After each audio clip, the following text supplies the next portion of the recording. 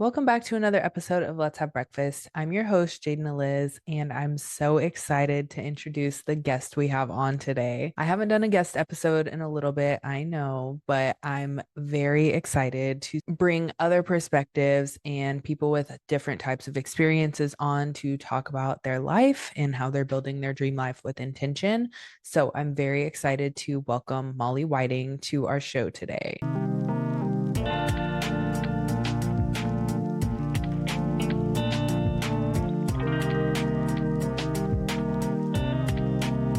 And just for a little bit of background, Molly Whiting, they, them, is a content creator, photographer, and media host who brings passion and energy to everything they do. Molly is best known for their fan stop motions, always working in front of and behind the camera to connect and engage with others. Having been published in Vogue, Molly has collaborated with major brands including NBC, Hulu, Paramount Plus, Cash App, Converse, Interscope, Qdoba, Planet Fitness, and more. So, without further ado, I'm so excited to introduce Molly Whiting to Let's Have Breakfast. We've literally been talking about this for probably 2 years. Like, I remember when we first started working together, you were like, let me come on. I was like, yes, we need to do it. So, I'm glad we're finally here. Same. I remember you were like, "Oh, we're not having guests yet, but when we are, I'll let you know." And then I asked for 2 more years and was begging on my knees. So I'm glad to be here. Yes, I'm glad to have you. So, for a little bit of background, me and Molly worked together for like, I wasn't even there for a full year. I can't even say a year, but we have since remained friends, and I've been keeping up with their journey in New York. And we'll talk a little bit about this more, but I was there when they decided they were going to New York. So, I just feel like this connection to us. It is so strong. It is so strong. Yeah, what a crazy moment. And I'm excited to reminisce over that time because that was just, yeah, such a crazy moment. Like I feel like it is like a landmark event in my life. Genuinely. So let's walk it back from like kind of the beginning where you, I would say, I wouldn't say even got your online start because you have been all up in the memes. Like you are my chronically online friend. And I feel tapped into the culture when I talk to you. But you have gone super viral for starting your stop motion fan series with photos. So can you walk me through a little bit behind the scenes of what exactly it is, when the idea came to you, and like what you're doing? Thanks for asking. The stop motion series is something that I started about a year and a half, almost now 2 years ago, I think. The first one that I did was for there wasn't even for anyone. It was at the Chapel Roan concert back when she was performing at the Midland, I think, or the Uptown. It was some smaller venue in Kansas City. I had been working and I was driving home and I was just thinking about like ways to make concert videos. I had kind of started doing concert content on my own Instagram just out of like a need to express myself more creatively. And I liked stop motion in college a lot, though it was never the type of stop motion that I've now made these fan videos into. But I know from being a fan of music a couple things. So I know that there are lots of fans that camp and they wait in line for hours and hours. They have nothing to do because I unfortunately have been that person before. I also knew that I had access to a printer because of my full-time job. And so I was driving, or maybe I might have been driving the day before, but just thinking like, what can I do? I want to make something of it because I can't and couldn't afford to just buy concert tickets to every single show I wanted to go to. I had just gone to Chappell Roan's concert, her album release party for Midwest Princess, for the rise and fall of a Midwest Princess, in Springfield, and it was her album release party. So I felt like I didn't get a ticket for Kansas City because I had just seen her, but I wanted to make a video still. I was thinking about how many people were involved in this video if I were to shoot it, if I gave every single person, because when you think about stop motions, you're breaking down 24 frames per second. If I gave 24 people an individual frame or like piece of paper that had a different image on it, when all of it's together it makes 1 second of the video. Maybe I can just take her hot to go dance and print that video out. And so if you look at my early stop motion videos, it's videos that I've shot myself. So I will take a video from the Chappell Roan album release party and I printed out her doing the dance. I printed it out 9 by 16. I just didn't really know what I wanted to do. Like I just knew I wanted to make it. And luckily that one went well. I was much more familiar with the area, with the people that were at the shows. You know, people were interested in helping me out with it. I actually, that video haunts me because I spelled her name wrong. As a fan, like I don't know how I did it, and I feel horrible about it. I talked to their photographer one time and brought it up. She had no idea what I was talking about. But I just you live and you learn. I feel like I've made so much progress since then. But basically, it all started because I wanted a project that involved a lot of people. I like the idea that fans from different fandoms often make fan projects anyway. Usually it's for the artist, but I don't think I see a lot of like fan participation where they get to see the effects of it. They get to be a part of this content. It's kind of like a treatment to the post concert depression, maybe, is logging on the next day and being like, oh my God, there I am. And so, as it was being recognized by artists, it was fun because the Midwest doesn't get a lot of representation when it comes to concerts. Harry Styles has not come to Kansas City. He went to St. Louis, he goes to Chicago. I've traveled both cities to see him. He hates Kansas City. I think it's actually like a venue issue because I've heard that they aren't doing a good job to like market to the artists and say you should come here for this reason. But all that to say, I wanted the Midwest to have something special, something to look forward to. I wanted to be the center of it, but I wanted to find a creative way to give them something to look forward to. And it's kind of like I feel like it's a capsule of that event. I like that in these fan projects, fans dress up as the artists that they're interested in. If you go to a Sabrina Carpenter concert, they're wearing, they have the little lip kiss print outlines. If you go to Olivia Rodrigo, they're wearing the purple. If you go to Tyler the Creator, they're wearing green. I like that each artist have their own symbols and I try to play into that. But with these stop motions now, it's gotten to the point where I made one for the Lady Gaga concert at Madison Square Garden, and I printed out her Abracadabra music video. And sometimes a music video is just a better way to ensure that the music and the visual are recognizable. When I was using footage from my own videos, it was lower quality. I had to zoom in. Like it just wasn't suited for these stop motions. And the more that I got into them, the better I was able to kind of refine the process of what dimensions should I do? How many frames should it be? Can I cut out the in-betweens? Because when I shot Chapel Roan, I was doing the 24 frames per second. And now I'll kind of like say, okay, this video cannot be this long or it'll take 4 hours. Like the Tyler the Creator video I shot with 500 people and it took so long. And there's pros and cons of that. Obviously, I love involving more people, but just for the sake of the daylight, you can see in some of the earlier ones, it would get dark as the photos go because it was just taking me hours to shoot them. It's a labor of love for sure, but I've gotten the editing down that it doesn't take me quite as long anymore. Wow, that is so cool to know behind the scenes. Like I remember sitting with you at lunch and like you numbering out some of these photos. So knowing that much intention goes behind it and kind of the reason why is really cool to know. I love that. Thanks. Yeah, I like that I number all of them on the back because if they were to come back to the video, which I always hope they do, and even when I'm shooting, I'm like, you're gonna like it, right? You're gonna come to my Instagram, you're gonna repost it, you're gonna tag them. I like that they can comment and be like, oh my gosh, I was number 167. 6 7. Thank you for including me. When I went to the Warner Brothers lot and shot for Gilmore Girls and Hulu, I shot a stop motion there. Someone said, hey, did you make a video of Tyler the Creator? I was like, oh my God, yeah. So they're seeing that and they're seeing that thread. And I love like shooting it and hearing out of the side of my ear. I'm like, someone is saying, oh, like they make a lot of these stop motions. It's really cool. They made one of Tyler the Creator. And they like, have context of the work that I'm doing. Yeah. And then when I was at Dodger Stadium for Camp Flogna and shooting for Converse, Tyler the Creator, I took photos of two people. It was this couple, this guy and girl, and the guy goes, "We were in your video in Kansas City." And I was like, wait, are you from Kansas City? And they were like, no, we were just traveling for the Tyler the Creator concert. And so I have met like at least 10 to 15 people who have been in other videos of mine, whether it's stop motions or just content, even when I'm not in Missouri.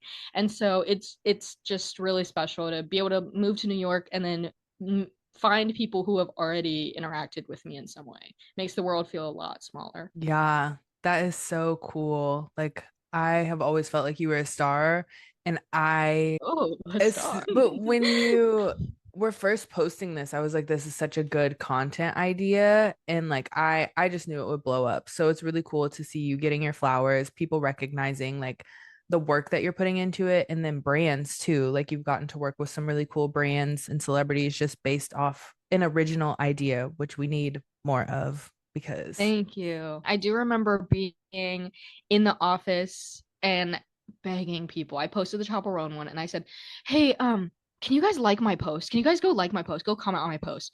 And okay, I will do that unashamedly, but like that one, I was like, I actually believe in this idea and I want people to see it, which means that I'm not even going to be shameful about asking for this attention. I'm like, please go to this video because I believe in it. I believe in the idea. And I think if so many people hadn't been so supportive right at the start because of the algorithm, getting those shares, getting the comments early made a huge, huge difference. yeah, you said thank you to my fans. You got me Thank here. you. Thank you. I'm going to quit now. Full-time retirement. I didn't realize that you were using your own content Yeah, I at was at the first. beginning because I didn't know copyright rules, but I realized that, I can use, so the Tyler the Creator one, I actually used a live stream from a festival performance because I noticed that what was actually important wasn't really, at the beginning, I was tied to like it needing to be a dance. So if the artist didn't have a dance, how would we make a stop motion? Because Olivia Rodrigo had a Love It Is Embarrassing dance, Hot to Go dance. And then I was like, okay, you're boxing yourself in again. So with the Tyler the Creator one, I think it does well because he's so expressive. And I Hmm. did color editing in that. And because I wasn't making money from, it wasn't for a brand, it was just for like creative expression. I could use his commercial audio, I could use the visuals. Now, when I do branded projects, the audio needs to be, they need to have the rights to the audio, they need the rights to the visuals. With NBC, with SVU, we were able to get approval to use the dun dun dun dun dun dun dun dun dun, which to me, I'm like, well, yeah, it's NBC. You should have. So it's great whenever I can work with the source because they can give me that approval. With Hmm. Converse, again, with Tyler the Creator, we got approval from his team. With Kendrick Lamar, with PG Lang, with Cash App, we got approval from their teams. The the frustration with that can be less control over the visual because you may only have approval for two clips and then you just got to Mm. make do with it. But some of that I just, if the client's happy with it, if they know that it's in the green, that's much better than trying to do something that I'm like 10% more passionate about and then it being removed, not being able to work, whatever.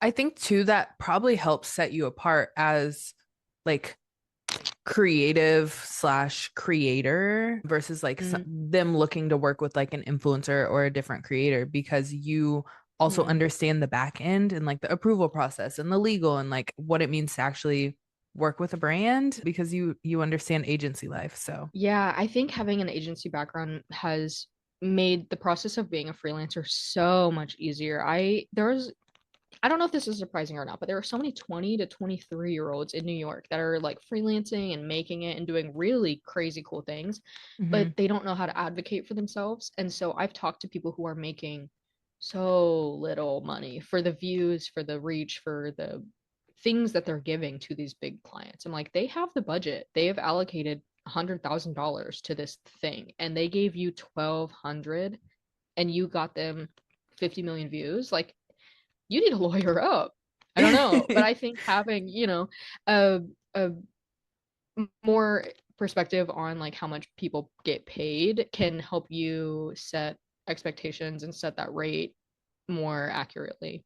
Yeah, very true. So we talked a little bit about how artists kind of pay the Midwest dust, and it is really hard as a creative to be in the Midwest at times. So you recently moved from the Midwest to New York. How do you feel like that has helped you in your career so far as you are continuing to grow in this creative space? I already wanted to move just because I wanted to be closer to culture. I wanted to be around different people. I wanted to be around more diversity. Like you can walk down the street and you just hear different languages. You see people in wearing different everything is just, you have more perspective, I think, and that's what I wanted whenever I moved. But I also knew that there are more concerts, there is more art, there is more food.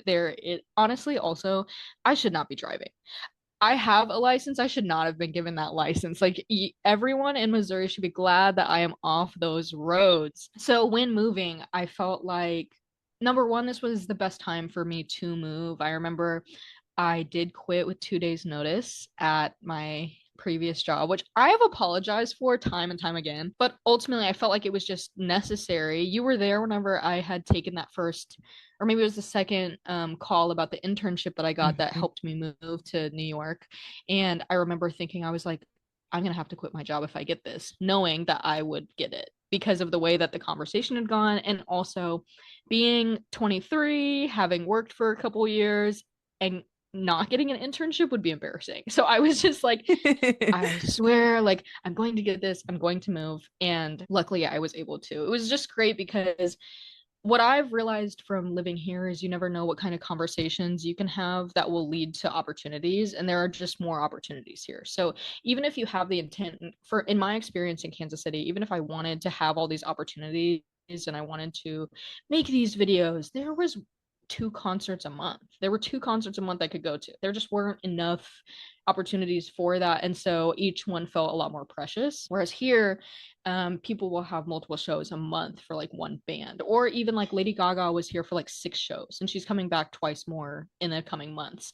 So there's more opportunities and reps that you can get in, and the people, there are just so many more people, so many more events going on, and things that I just didn't know about before. One thing that would frustrate me about being in Missouri was one of the freelance job that I do is it used to be an editing position. Now it's more of a like media interview type job, is with this company called Flight House. And I remember being in Kansas City in my room and I was editing videos for Camp Flogna and being like, I just feel like I wish I was there. I want to be the one interviewing. I want to go. I have all these ideas. And instead I'm like executing these edits, which was great for me at the time, gave me a lot of experience on the back end, but I just wanted to be in the room. And after moving to New York, I was then able to start going to premieres. I could go to these festivals and be in the places where things were happening. Yeah, that makes a lot of sense. And I can definitely relate on kind of that level of being in a in-between space where you know your creative ideas can take you somewhere, or you're building something where you're maybe getting to travel once or twice every so often, but you're not Mm-hmm. always in the room where it's happening. And those are where the connections are the most valuable, because I think, especially in New York, you never know who you're talking to. Like someone always knows someone, or someone does this freelance thing, or someone's dad is XYZ. Like there are just Yep. so many micro connections that New York can lead you to like the yellow brick road. Absolutely. Yeah. For better or for worse. And I know you've been up here a couple times, and it really is just the energy, and people seem to be more on the same page of like, I know why we're here. It's hard to live here. So let's make it easier on each other. Let's like, it's fun to be able to tap your friends for things. Yeah, I have a deep admiration for New York. I don't know if I could live there. Like No? I've thought about that over the past year. I'm like, "Ugh, maybe I could. I don't know. It's the apartment and living situation that I that's what scares me off. But I Mm. love the perspective it gives you being in New York. And then also, I feel like you can get every single thing you want done in a day. Like, I don't know why time feels different in New York, but it feels like you can pack like five major events or five things into one day. And like, it doesn't feel the same here, where you have to get in a car and you have to sit in the traffic and you have to do all of these things, and nothing's walkable. So it's like you go to work, you come home, and that's your day. Versus in New York, you like wake up early, you go do a class, and then you come and, do an interview, and then you go out to work. And then after work, you have this premiere. And after that, you have like dinner and drinks with your friends. Like, I just feel like you can do so much in New York. Yeah. The people that I've talked to that made the move from Kansas City to New York specifically, I feel like part of it is even just the mindset that once you get here, it's like, I want to make use of my time, because I definitely could have been more active in Kansas City. I think being here, though, it almost pushes you to say, like, you get this FOMO of like, there are so many things going on. I am going to this other thing, which means I have to miss this other thing, but it gets you out of your house, Mm-hmm. just out of necessity. I will say I put off getting toothpaste for like 4 days, and I was using a travel size toothpaste just because it was so annoying to get out and try and figure out. Like, honestly, I know how to get toothpaste. I should say that. But sometimes it goes back and forth. I think for me, it's like the openness for spontaneity. I had gone to this stretching class. So basically, in the last week, I don't want to misrepresent how often I am active. I got a community center membership, $75 for 6 months, and you can use any community center in the city, Oh. Manhattan, Brooklyn. Okay, because I've been trying to swim. Don't ask me if I like swimming. I don't. But anyway, so I was at this stretching class, and then after I left, I was like feeling good that I stretched for an hour. And as I was walking back, the station that I'm at, 54th, 51st, they have this like group of restaurants. It's right outside the station. And have you heard of Kazunori? Hmm. It's like a sweet fit sugar Yeah. fish brand. I don't know. But they had a hand roll station, and I just went, I was like, oh, maybe I do want a hand roll. I just went stretching. And so I went and sat and got to have a hand roll and read just on my way home. And these are restaurants that like I think Kansas City has like dupes of, but like it is something where I'm like, oh, I'm reminded often because my one of my home movie theaters is in Times Square. I'm like, people travel and plan for a year, they save to do things that I get to do on the weekend or after my stretching class. And so I just feel happy to be here. Yeah. That definitely, that perspective is always great to have. What are you trying to do this year? Because I'm trying to make money this year. Like, what's your big goal? I think my biggest goal also is probably making money. As you know, I'm planning a wedding, which does cost a lot of money. So I wouldn't say that's Mm, the only reason I want to make money, but I really want to grow the podcast. Like, I want this to be a place where people are coming to get sources of information, inspiration, and want to become their best selves. So I also want to like take it on the road and like be speaking at some of these events and talking and doing those things, but I also freelance. And I feel right now, I feel like that's a means to an end. Like, I don't want jobs here and there, like the fractional work. I enjoy that because I have control of my own schedule. But what I really want is for me to be the job. Like, I don't want to talent manage other people. I want, like, eventually I'm the talent that is coming and people are prepping me. And because I have the background in PR, like, I understand the why and like what needs to be done, and I can fill in if I need to, but like I hmm. want to be the person showing up on set and like communicating, or like I'm the talent, I'm the person being taken around to these events. Yeah. I hear that. I feel like working at agencies like I've been, yeah, on both sides where you're seeing like the treatment of like being the creator and being like, "Oh, well, I'm doing this work anyway." Okay, I will say now that I'm working more with brands, seeing what hotels they put me in has been really like fun because I'm like, "Oh, okay, so I'm in like this one for this one and I'm in this." We I will say, like, one of the most rewarding parts of it for me lately has been like bringing my friends into any of the benefits of being like a content creator. I got to fly out one of my best friends, Annalise, to Burbank for the Dodger Stadium Camp Flogna Converse trip. Converse sent her 3 pairs of shoes, sent me 3 pairs of shoes, got us Uber vouchers, like meal stipends. Obviously, some of this was like negotiated, but like put us in like the Ritz Carlton. Like, I got like hot chocolate in my hotel bed. Like I felt like Sabrina Carpenter. I felt like Jay-Z or something. I don't know. I feel like they're even fancier. Like they know about secret hotels or something, but I Yeah. felt really good. I was like, this is what the influencers have been doing. Yeah. And it's for one video. One of my realizations, like over this past year, working closely with celebrity, being put in these 5-star hotels where Pamela Anderson is walking in, and I'm like, I'm I'm too busy to saying, interact with you right now, but like, hi, girl. In like places where like stars are staying for the Met Gala. Like, the fact that I can yep, order room service for breakfast is kind of crazy in this nice ass you're at the hotel, Carlisle. and you're not paying Mm-hmm. for it. Like, that's the best part. You're And not paying for this. food tastes so good when you're not paying for it. I'm like using my Uber Eats stipend and I'm like, and I'll get a drink and add the utensils for some Yeah. reason. Money does not exist Also, when you're not using your own. oh my God, I'm like, I took an Uber Black to the airport. He opened the door for me. He was like, welcome. Um, get in the car. We didn't say that part, but I was like, this is so Get in the pleasant. car. Like, get in the car. I was like, is this how other people are leaving? And no one told me because I've been riding the bus.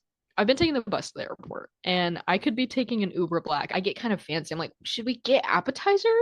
Should No. we and like let's do it for the table. I've never done that before. Has me trying new foods. But with Annalise, Hmm. she was like, Molly, when Camp Flog Gnaw got rescheduled. She was like, "Are they gonna make me send the shoes back?" And I was like, "That's not how that works. Like, of course not. They have the shoes. They have enough shoes. They're Converse." And she was like, "Okay, because I already told a bunch of people about this, and I was really excited to get these boots." And I was like, "No, you can keep those." Yep. And she doesn't travel super often. We don't get to see each other very often. And so getting to say, like, I'm flying you out, here's the hotel, here's the Uber credits, you get a stipend for meals. Like, seriously, I think her mind was blown. And I Yeah. felt so fulfilled because I was like, it's not coming out of my pocket because I physically couldn't do that. But I still get to bring her into this experience that is like such a new world for me that oftentimes I'm experiencing by myself, which I still love, but like it's fun to do it with a team. Working independently is one of the things that I've noticed where I'm like, okay, this is great. Like I'm at this Gilmore Girls thing. I got to shoot and now I'm like, what do I have the rest of my day? But I'm alone. Mhm. So I went bowling by myself, and then I went to the Grammy Museum, and all these things are very fun. I had a great time, but I love it when I can bring someone to enjoy it with me. Whenever I got an email about adding one of my pictures of Suki Waterhouse to this article about her fashion designer, it was just Molly Whiting ex Vogue. And I said, that is not real. That one's not real. And they were just like, hey Molly, I want to use your photo. And I sent it and then they were like, okay, it's up. Like they did this within a week. It was just like 3 emails. I didn't question it because I was like, worst thing, I send my photo to someone and it isn't for that. But it really is like you start to realize like every opportunity, there's like one or two people that have the answers. And if you can just find them, like most of the time they're very open to like working with you or hearing you out or having a call. It's just knowing the right person, as they say. Yeah, absolutely. So we've kind of been chatting about some of your experiences, but over the past year, I feel like you've had quite the year. You went to Heidi Klum's Halloween party. You've been working red carpets. You have been working with brands and doing multiple creative projects on top of having a full-time job. I just want to know what has been your favorite moment and what have you learned from it? When you say it out loud, I'm like, in 1 year, like 1 year ago today, I was working at the company we worked at together. So in since then have worked, yeah, multiple different jobs, had that internship, was then able to get a full-time job from that. I would say my favorite, there are a couple of things that I've really enjoyed about this past year. Obviously, moving was just major for me. I think just character development wise, finishing the artist way and then having so much clarity to actually get out and make things happen and then wake up and be like, this is my home. Like my home airport is LaGuardia and I hear songs about it. Like I think two things. One is like moments of synchronicity where I'm listening to Olivia Dean. She's talking about walk in Central Park. And I'm like, I'm in Central Park right now. And she's talking about, like, I feel a closer relation to all of these cultural things, like going to the movies, and then you're like, they're in New York. And then they're in Times Square where you're watching the movie. So it just feels so much closer to all the things that I really wanted to be, which is closer to music, closer to events. There have been like pop up concerts. I've met bands just walking around. I had this collaboration with Phil Rosenthal, which is someone who I actually didn't have awareness of. I was eating a meatball sub with Hannah Pohl, who used to work with us at the other company. Shout out to her, huge inspiration for moving, but she was like, Phil Rosenthal? And then turns out like he is the creator of Everyone Loves Raymond. He has his own food show. He was in town filming. And as you know, I have a food account, me but with food. And I was like, hey, I'm going to film a review. This was more because I could tell Hannah was a fan of whoever this person was. And if I had a friend who was with me when I saw a celebrity I liked, this is what I would want them to do. So I got pictures of her meeting him, and then I took a video to prove that we were there. But I was like, hey, I'm doing a food review. So I hand him, I'm like, it's already recording. Let me hand you my phone. He takes a video of me and then he like turns it on himself. We talk about this restaurant. I posted it on TikTok and it has 700,000 views. But then he accepted the collab post on Instagram. And so there are just opportunity like crazy things like that that I feel like are moments of synchronicity of like and also being lucky, okay, the intersection of opportunity and preparedness. Like I say it over and over like a mantra because I feel prepared to live here. And I feel like it took that year to get prepared. And I was, I had a big moment. It was my first concert at Madison Square Garden. And I was making a video to show to Role Models team he was opening one of my like recent favorite artists, and then obviously love Gracie Abrams. And I had posted on my story, and I was just like, someone please, that day, I was like, someone please have tickets to Gracie Abrams and Role Model, because I had just kind of moved. I didn't have I didn't have money. It was a sold out show. And someone slid up on my Instagram story and said, "Do you still need tickets?" It was like 3 o'clock. I was like, "Yes, I do." And he was like, "Okay, check your email." Sent me the tickets. I got to make the video and then went into the show, and I was like, "This is Madison Square Garden. Like, this is an iconic venue that I really didn't imagine I'd go to unless I bought tickets to go in." And because of the work that I had done previously, because of the connections, because of just the effort, I'm now in this venue I'd never like seriously, I would like didn't imagine myself being there really, like until I don't know what you get to do one thing and then you realize the rest of the things are actually more possible than you think. And so me standing at Madison Square Garden in like the industry section where clearly like everyone else in my area had is either like somehow aligned with like the label or the band or whatever, because they were all dressed like they were kind of in business casual, like they were like, I'll go to this show tonight. Like it was kind of an option for them rather than like for me, I'm like, I've been looking forward to this show for like a month. Didn't know if I'd get to go begging for tickets on my Instagram story because I'm a fan. And looking around and just being like, I'm here. Like I feel like I had like an I made it moment where I was just like, I didn't pay for a single concert in 2025 and I went to over 40 shows.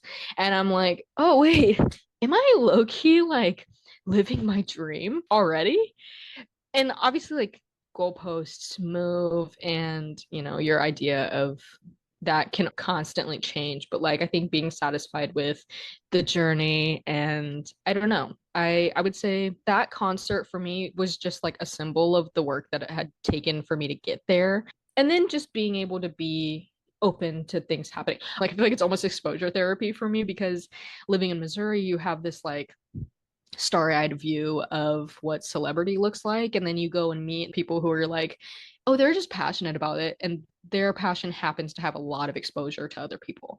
Mhm. And I was like, this is so New York. And it was over the summer, I was like, if I move home in August, because I don't know if I'll get a full-time job, I will feel like I've done what I came out here to do.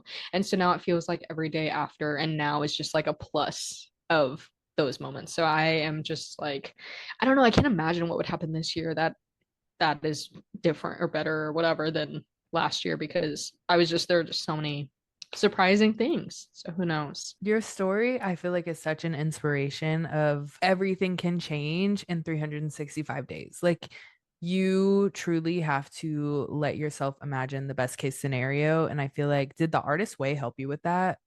Don't get me started about the artist way, Jaden. You know that it did. It was all I could talk about for those exact 12 weeks and then for quite a while after. Okay, the artist way is a 12-week self-paced course by Julia Cameron. And I have the book with me. I took it very seriously. It felt like the first time I was being disciplined, and I was really needing that because I had been working at the company for a couple years. I was in an HR situation where I was being disrespected. I just needed to be in a different place. And week one starts, you do your morning pages, which every morning you write 3 pages of stream of conscious thinking. You do your artist date once a week, where you spend 2 hours by yourself doing something for your artist, your inner artist. And it can be seeing a movie, it can be drawing, it can be anything, but you just need to do it with the intention of it being your artist date. And so I was taking all these things really seriously while also trying to grow collective like good habits. Week one, I would be off my phone in the morning. Week two, I would wash my face. Week three, I should have been doing some of this already, but it was really motivating. And when you caught me, I think I was still kind of, and I just maybe finished it, but I was thinking to myself, if my plan is to move in August, I had been talking about moving to New York for at least 2 years. At one point, I was going to move with a significant other, but I still knew I wanted to move. And I was thinking about it. I was applying to things in May, thinking, well, the job market's horrible. I will have May, June, July to apply for something until August. If I can't find anything by August, I will work freelance for, 1825 and just figure it out and make it anyway. I applied for maybe 6 jobs and one internship. The internship responds the next day, sets up an interview. I'm like, I don't know if an internship is really what I was looking for. I've been working for 2 to 3 years. I was talking about a senior title, and it would be a huge pay cut. And I was like, well, worst case scenario, it's a 10-week internship. I just did the artist way. It was 12 weeks. I can do anything for 12 weeks. I just proved that to myself. But I needed to have done that because I really don't know if I would have had that perspective or the confidence in myself to try something like that where I did take that pay cut. I also feel very aware of finances constantly. And so I knew it would be something that would cause me anxiety, but it also like provided me the push I needed to be motivated to go and actually make it happen. So when I was interviewing for that internship, I was kind of thinking to myself, like, am I actually going to take one? And then I was like, well, I keep taking these interviews. So obviously I have intention to do it. And then I get off the phone and you walk up because we were going to work from home together. And I was like, I think I'm just got an internship, which means that I would move in like 2 weeks. And my hands, seriously, my hands were shaking. I was like, I need to sit for a second because I feel like my life is going to change, like actually. And I'm curious, like in your recollection, like how you remember that moment, because for me, I was like about to black out. Like I was like, I can't, Yeah. I don't even know what work I'm doing right now because I think I'm gonna have to quit my job next week. And they don't know, I don't know. I'm gonna have to find an apartment. Like there were so many things going through my mind. What was your Hmm. like perception of that? I just remember I set my stuff down and you were like, okay, I have a quick 30-minute call. It's an interview, but like it'll be quick. And I think like this is what this would mean if I get it. Like I think I might get it. And I was like, you're definitely gonna get it. Like for me, I could already mentally see you in New York, maybe because you had been talking about it, but I just feel like your vibe fits it. Like I remember when I first met you, I was like, oh my gosh, they are going to be everything. Like you you literally ooze like star, you just are a star. Like that's the best way to put it. That's Like crazy. no one could ever call you a personality hire because I don't think that's what it is. You obviously are very intelligent, you know your shit. Like you know everything about everything. You are very good at what you do, and I feel like you're very intentional. But also like your personality takes up the whole room. Like I for me, it was a no-brainer when you were like, "Oh, I was it your like second or third interview or This is a second, yeah. yeah, when you're like it's a second interview, I'm like, "Well, like I feel like they already know you're competent and like it's an internship, so they know you have the skills." Like I feel like the Mhm. personality is like eventually what sells you home when you're doing your final rounds of interviews. And like, how could you say no to Molly? Like, I just, I just knew you had it already. That is so nice. I was so glad you were there because I think you are such an ambitious person that you understand like I don't know, like the power that your own choices have and like the effort that it takes to actually like put yourself out there for opportunities like that and how scary it can be, but also how necessary it really is if you're looking for things that are bigger than what you're currently experiencing. Sometimes it's really important to take a step back in order to propel yourself forward. So, like, yes, you took a little bit of a pay cut, but you knew in the long run that was going to get you where you needed to be. Like, if you have to struggle a little bit for 10 weeks and like make a sacrifice there, you do it because you can see the long-term vision. And I feel like that's something that was really important when you were ultimately like making your decision to move there was like I already set myself up for success because I thought it was possible for me. Now the opportunity is presenting itself, so like I have to take it. And if Mm-hmm. I you just like fuck around and find out. Like if it doesn't work, it doesn't work.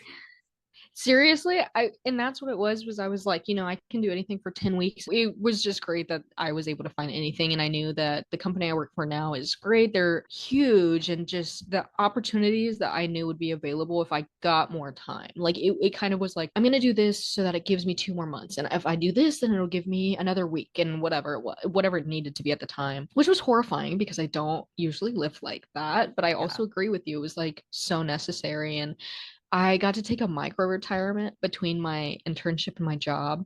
Oh my God, for 2 weeks, I just did whatever I wanted. I went to the beach multiple times. I went to Governor's Island. I was in that short film and I just like ate good. Like I went to every restaurant I ever wanted. I spent all this money and it was just like so fulfilling to be like, okay, I get to like enjoy being here after 2 months of like truly grinding as an intern. Like being Mhm. 25 as an intern and you're like with like a Princeton junior and call it like they were like, "Oh, well, like how old are you?" I said 25. Their eyes got big. They were like, "Oh, wow." I'm like, "Don't act. Why did you say that?" Right. But also I think I'm the only one that got hired full time. Mm-hmm. And so, And you can't let your ego take a hit. Like at the end no. of the day, it's a title. Like you have to be so firmly rooted in like what your long-term vision is to be Hmm. able to do that. Your goals are different. So like it doesn't have to Hmm. make sense to other people. You just cannot have your ego involved because I'm sure it's probably hard to be a 25-year-old intern in terms of like having an ego. I think you're like spot on. I think ego thing is something that I see a lot in New York and a lot of young people in New York, where I'm kind of like, I don't know if it's obvious to you, but I can see you ladder climbing. And our conversation is not, I don't know. It's just different. And I love what you were saying about like you're only going kind of against your past self. And that's really helped me because I know like, okay, people always tell those stories of like so and so became an actor at 40 years old. But you have so much more time than you think. And I here I feel like people could be 21. I have a friend Kate who is a concert photographer. She just got off a tour with Hosier, and I forget we were talking about Mason Ramsey. We were in line for Audrey Hilbert, this concert, and I was like, "Oh yeah." She was like, "I was with this band, and we were hanging out with Mason Ramsey because they have the same management group." And I go, "Oh, that's funny. I met Mason Ramsey when he was 12. I was 19 in college, and we were just kind of waiting for him. It was my birthday." And she was like, "Oh, that's cool." I was like, "Well, how old are you?" She was like, "Oh, me and Mason are the same age." Oh my God. I was like, "You were 12 when I was in college." She was like, "Yeah, don't think about it too much." You literally never know how old people are. Like Mm-mm. I am constantly thinking everyone's the same age as me. I don't like even Yeah, if they're older, even if they're younger, like I just think everyone's the same age everyone's as my me. age. Like people are Hmm. so much younger and so much older than you think. Yes, yes, every time. It's like, and then you find out you're like, "Oh, you're 31." Now I'm feeling like the young person. Right. I'm like, And so, "Oh, actually that makes sense." Okay, now I feel mhm. better. It really truly is just ego and comparison. And there was like a moment when moving where I was like getting FOMO. I'd be like, how did this person get this thing? And I'm like, there's so much work that I'm not seeing on their side, on my side, that they don't see on me. Like, there are people, I'm going to be honest, there's some people that come into my Instagram and they're like, how did you get this? You're so lucky. And I'm like, I sent 20 emails and I had multiple calls and I had 2 years of a portfolio working for free. So the luck is really opportunity and preparedness, like I say. Like it's like Hmm. attributing it to luck and even find catching myself doing that with someone and being like, well, this person is at the Met Gala or whatever it is. It's like, well, I've been to Heidi Klum's Halloween party and I had no like reason being there. It's a waste of energy, I think, to run yourself around when you could be using that time to nap, journal, email, do anything else. Like I think if I had stayed in Kansas City because I my ego was going to keep me from taking an internship, I would live in my same apartment with my nasty floor and it just and I would have found a way to make that work, but like I don't know. I hear what you're saying. Yeah, you wouldn't be as fulfilled probably. Yeah, and I'd be wishing I had moved. Like I would be like Yeah. it would just be just as hard to move, if not harder, without like a fire under me saying you have until June 8th to move. You need to find an apartment. Yeah. Honestly, the apartment I'm in, like they were the only people to respond to me. And I have two cats. It was Yeah. but we here we are because it always works out. Everyone you meet that moves to New York, you ask them how they found their apartment and they go, I just got really lucky. It's just I also feel lucky. And so I think you can find luck in your own life if you're looking for it and in your own circumstances. I want to kind of end on a funny note. We've talked a lot about how everything is aligning for us, things are really going your way. You have previously been the owner of some fan accounts. And Hmm. so I'm curious to know, based on kind of like your admiration for celebrity, actually, my introduction to you was you had just come back from VidCon and you were giving a presentation to our entire social team. And you were talking about everyone that you met. And the one that stood out to me the most was Abby Lee Miller.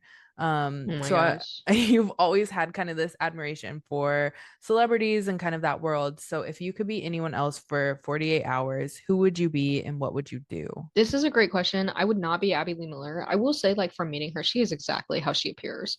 And respect to that. You know what I mean? Yeah. Respect to her. If I could be anyone, a lot of people will say Dua Lipa because I have also asked this question. She has great Callum Turner. She's an advocate for others, rich on vacation, on her holidays. However, I think Dua Lipa, like, I would want unhealthy tendencies because my favorite moments are when I'm with a bag of hot Cheetos. So I'm trying to think of celebrities that I could trade with, or although maybe I wouldn't have that desire if I were them.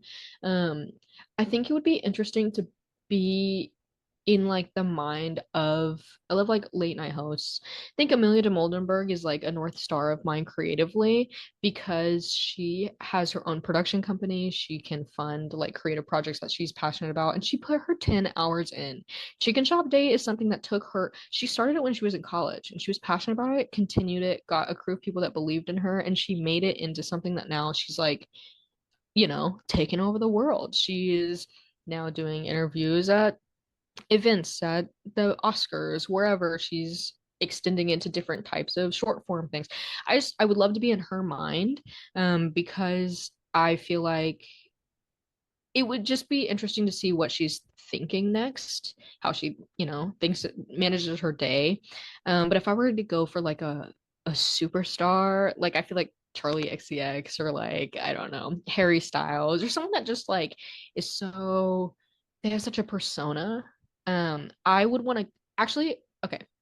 Charlie XCX, I want to go through her phone, or maybe Jake Shane, someone that just has a lot of unique relationships to people because they themselves are like very magnetic. I want to read those texts. Just give me 5 hours and like 10 famous people's phones. Let me look through their phones. And that's all I really need. I actually don't need to live as them. I just need to look through their gallery and their Yeah. conversations. I like that actually. And I'm so nosy, so like yeah, actually I can understand that. and it's like Harry Styles has a private Instagram for sure. Let me look through Yeah. it. And maybe that's just yeah, it's just me being nosy. But if if not anything, I think the thing that celebrities have that I'm curious about is access. And so just find me a person who knows stuff. Chrissy Teigen did like a Twitter thread maybe 5 years ago that was just ask me questions that you want to ask a celebrity. And one of them was like, how do you guys fly? And she was like, we have a different terminal. They were like, how do you and she was revealing all these celebrity like secrets that seriously I'm like they live in a different world. They don't have to they don't have to refill their Metro card. They are getting cars sent. Yep. They are riding in only Uber Blacks or maybe they have an app I don't know about. So I think No, they're just anyone calling private car service.